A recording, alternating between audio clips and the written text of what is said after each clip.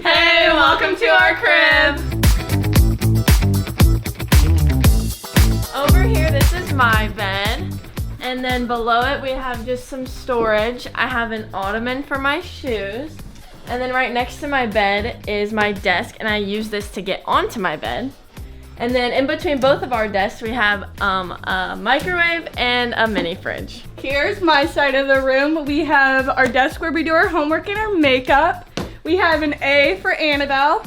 And then here's my bed with some storage underneath with some clothing, random necessities, my backpack for school. And then we have our laundry, towel stuff, and makeup with our snack drawer. Then we have our closets. And here's Hannah's side. This is my dresser.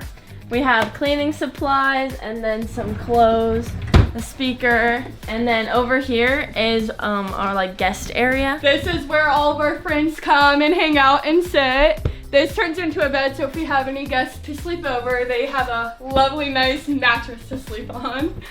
Then we have a nice, huge bathroom that Hannah's gonna show you. This is our bathroom. We have a suite mate that we share it with. This is our shower and our restroom.